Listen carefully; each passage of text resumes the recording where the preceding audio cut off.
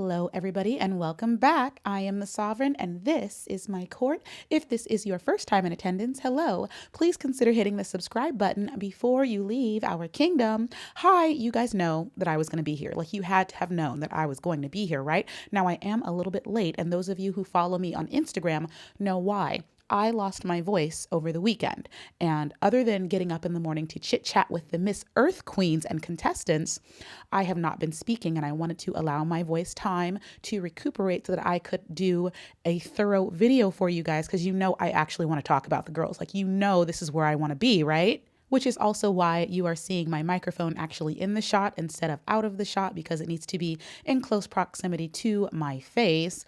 Otherwise, you won't hear my voice because I'm speaking actually at a very low tone. But I said I'm filming no matter what. Like, at this point, I would put my own life in danger to talk about the Miss Universe Philippines contestants. Like, I could be in a hospital bed and I would still be making a video. So don't even worry about it.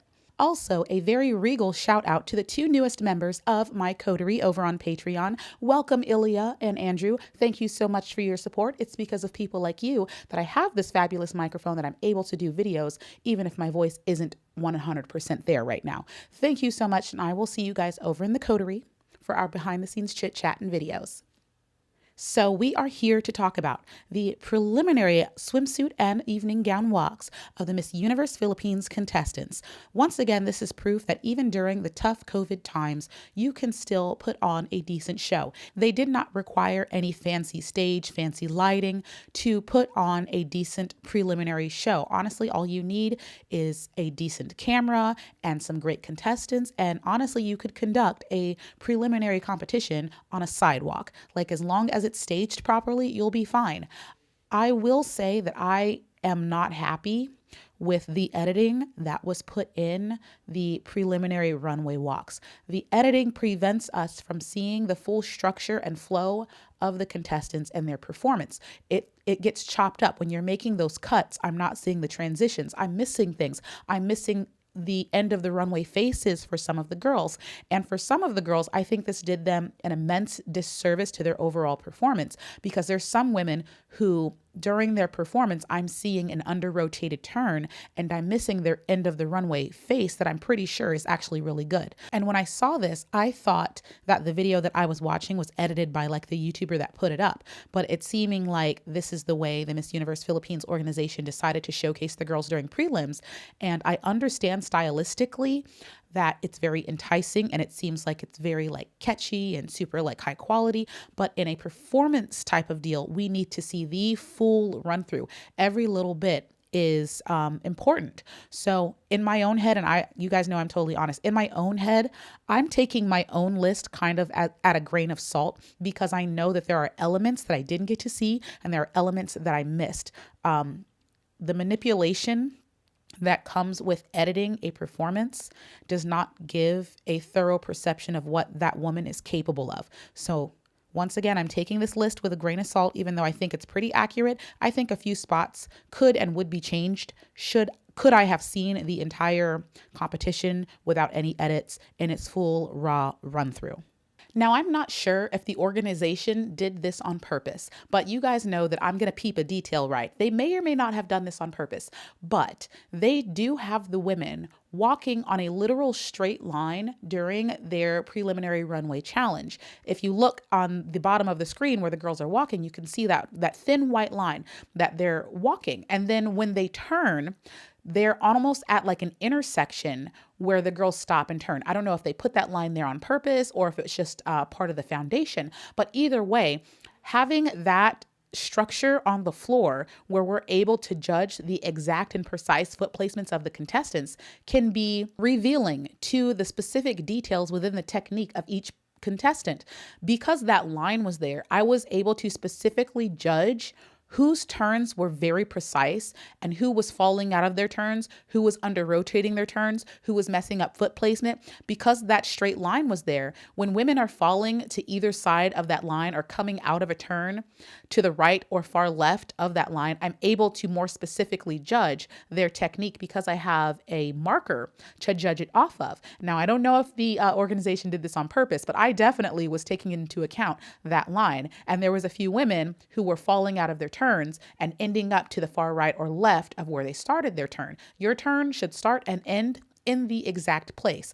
And when you come out of that turn, your foot should stay on the same walking line that you originally started on. So if you're coming out of a turn and you are not ending up on that line, you're ending up far outside of the left or right, your turns are a little bit wonky and need to be practiced and tightened up. So I just thought that that was kind of a nice little detail that I was using to really judge the specific placements of the girls, their walks, their turns, and everything. So if you didn't notice it, now you can go back and really see the technique behind a lot of the girls. You know, if they're going into a turn and they are able to walk out of that turn on the exact same straight line that they were on, and their foot's not ending up outside of the line or in, far right and left boxes, like that's something that you can keep an eye on whilst watching performers. Without further ado, let us commence with displaying my favorite top 15 contestants. Let's go!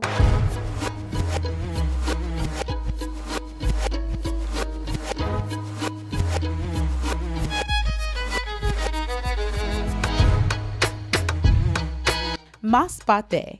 I know that there is a bit of contention and debate as to the placement of this contestant because I know she has a lot of hardcore fans, whilst a lot of the true diehard pageant fans are very critical of her performances and the elements that she puts out. And even I have been critical over on Instagram. A lot of you saw a live stream that I did discussing this contestant because I didn't know too much about her. I can justify her being in the top 15. This woman has developed. This is what comes from actually taking in criticism. I know it can be hard sometimes to hear people talk about your performance, even though you should expect it. It is a competition, and the whole purpose of you having a crown and being on a stage is for you to have an audience, right? So of course they're going to talk about you, but it can be tough for people to be sometimes very harsh in criticizing your performances. But from criticism comes development. And I fully believe that Masbate and her team has heard the overarching criticism, not just from YouTubers, but from pageant fans in general, because a lot of you really are very knowledgeable. They've paid attention, and through her taking in the criticism and developing, she actually has done very good. I can really justify her being on the top 15's list. She's giving face, she's giving sass. I'm impressed by the work ethic because I have actually seen development in this contestant. I said in my Instagram live stream, she's going to need a fairy godmother and a lot of hard work to be able to beat out some of the top contenders, which is true, but it's very obvious that she is trying and she's getting a little bit of help. I don't know if it's from magic or not, but sis, keep going because you're here. You're on the list.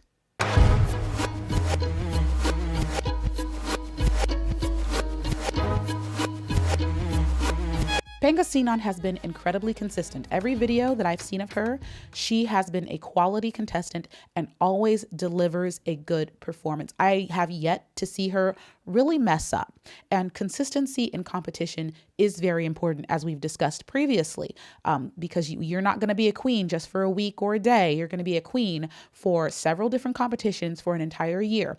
And I have yet to see her slip up. She is giving a dynamic performance. She is changing her face. I want her to exude a bit more energy on stage, but thus far, she has maintained a quality presentation on stage, and I feel like it's going to carry her very far.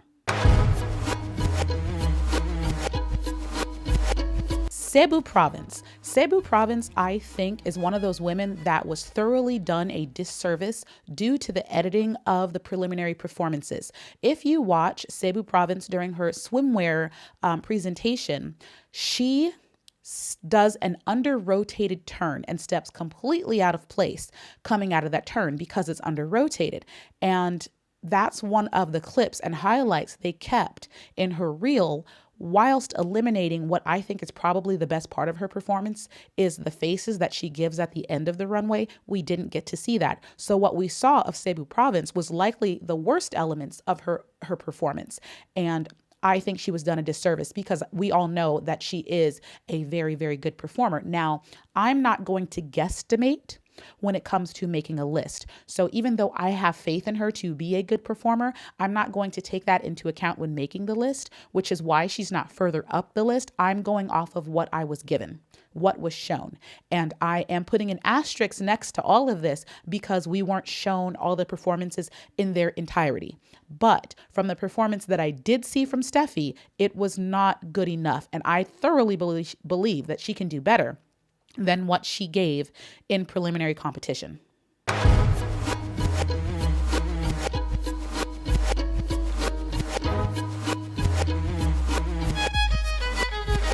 Now, let's talk about my top 5. At number 5 is Laguna.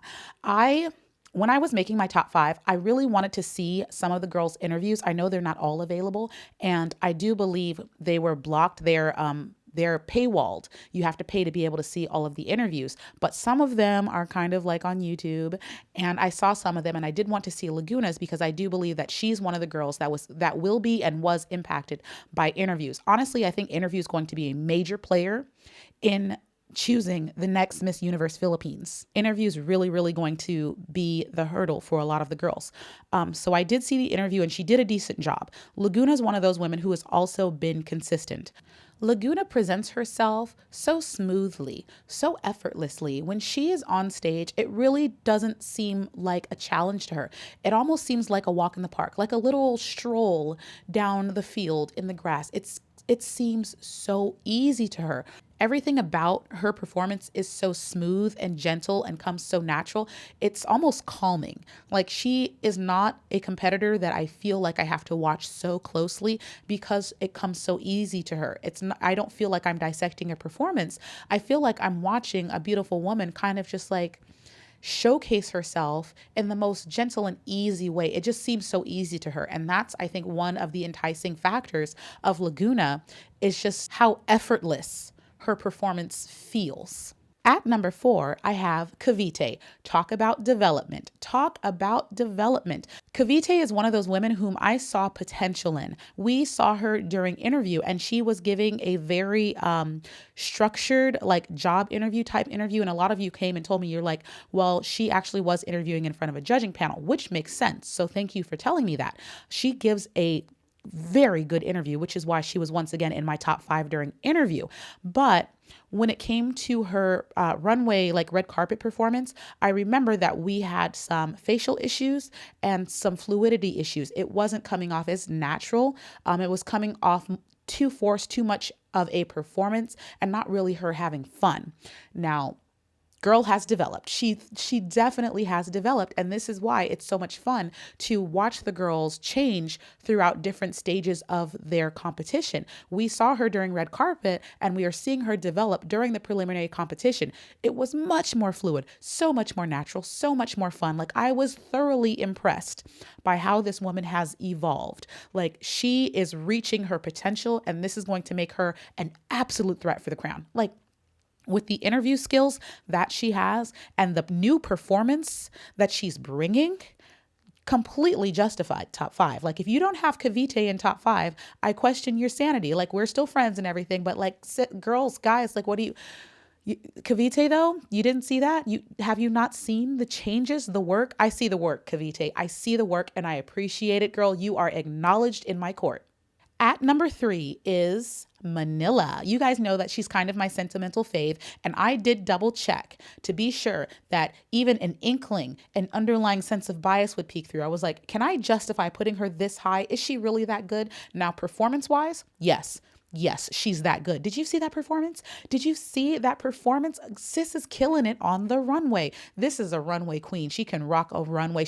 And that smile. I love her smile. God, I love a good smile. Manila's smile is so enchanting. It's so bright. It's so fun. And she legitimately seemed like she was having the time of her life on that stage. Like, she was giving it to me. I wasn't feeling like I was watching a performance. I wasn't feeling like she was just doing what she had to do. I felt like she was having fun. I felt like this is where she wanted to be. This is what she wanted to do, and she enjoyed doing it. I have no issues with any performance that Manila has put out. Now, when I was going through the scores and she was scoring so high during performance, I was like, let me go see if I can track down her interview, because I remember that that was the criticism that I had for Manila, was that her interview needed to be better. It needed to be more lively. It needed to be more natural. She seemed a bit too stiff and she needed to have a bit more fun. So I went and sought out her interview, and once again, development. Once again, development. It's night and day from the first interview to this new preliminary interview that we've seen. Totally different. I mean, in her preliminary interview, she's giggling, she's having fun, she's being relatable, she's being natural, while still giving a thorough answer to the questions that she's being given. And it was more conversational than a stiff, question and answer round type feeling. This is why I try to impart to the fan base the importance of criticism and these discussions and dissecting the performances of the contestants. Not only do we have fun doing it and learning from it and really evaluating our favorites, but the girls really have a board to bounce their ideas off of and see maybe what they need to work on and hear what other people are seeing from them. Because a lot of these girls truly do take it in and use it as a catalyst to better themselves. In this list, I'm seeing so many women that have developed, so many women that have gotten better. And not only is it because of their coaches definitely do help. Like, their coaches are doing their job. But I honestly think the coaches are also watching for what the fans in general and the public is thinking of their contestants, so that the coaches know how to better help their contestant. Like, everybody's working so hard to do the best that they can. And this is why this sort of dialogue is important in a competition. If I'm a competitor, I want to know what people are telling me. I want to know what I can do better on, because I want to be the best I can be. And girls like Manila truly are taking this to heart and using it to make themselves better. And good on you for doing that, because look at you, sitting in top 5. At number 2, I have Cebu City. Cebu City came out. She was flaunting. She was flexing. Her hair was swinging. She was happy. Now, once again, this is a performance that may have been impacted by the editing, but it may have been impacted by the editing in a good way because of the cuts. I wasn't able to really see the dynamic facial changes that she might have been giving, because from what I saw, she really held the same smile for a large majority of her walkthrough, but there were cuts and there were edits. Now, it didn't seem like the most forced smile. It did seem a bit more natural, and I did see that she was changing her face at the end of the runway. So from what I'm seeing, and if my perception of this performance is accurate, she's doing very well on the runway. Everything was very enticing. It was very energetic, and it was very fun to watch. So I have no problems. I'm just hoping that the editing isn't hiding anything from me that would draw my number 2 further down the list.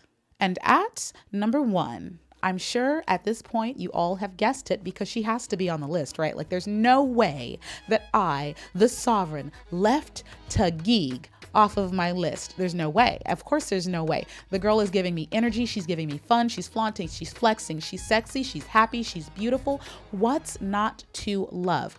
Once again, this is a woman who I have never seen slip up. She has been consistent, and she has been consistent in her greatness, and I thoroughly appreciate it. Now, I also went and sought out her interview because I did want to take that into account.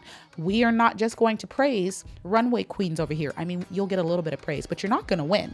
So I went and sought out her interview, and once again, she's doing very well when it comes to interview. She actually was coming off as very professional, very knowledgeable during her interview, which is very impressive, because it's hard to get a truly well-rounded contestant. Usually we have a woman that's very strong on runway, and then she needs to work on interview, or we'll have women that are so good in interview and they can't turn to save their lives. It's usually some sort of imbalance. Taguig is giving me balance. She has been giving me balance since I first saw her, and she has never not been on my top 5. So at this point, due to her consistency and the performances that she's given and the interviews that she's given and the smiling and the personality and everything that she's brought, right now, Taguig's my number 1. She's the most well-rounded performer, and I cannot wait to see her in finals, because she's gonna make finals. Is that a question? It's not. In the comment section below, let me know what you thought of the Miss Universe Philippine contestants preliminary competition. What did you think about the editing? Are you a fan of the stylistic editing, or do you not like it? Who is on your top 5, top 10s list? Is there somebody you think was impacted by the editing, whether it be good or bad? Let me know. Let us know what you think in the comment section below. Make sure you give the video a thumbs up. And remember, if this is your first time here, stick around, because you know we're going to be back for finals, and you know you're going to be here for finals too. So you might as well hit the subscribe button, because I like I said, I could be in a whole hospital bed and I'm still going to do look at my voice, still messing up, but I'm still here. I'm still going to do a reaction no matter what happens, because you guys give me quality. You bring me greatness, and how dare I not return with my attention at least. I will be here. I love you. I'll miss you, but you know I will be back for a future video. Bye.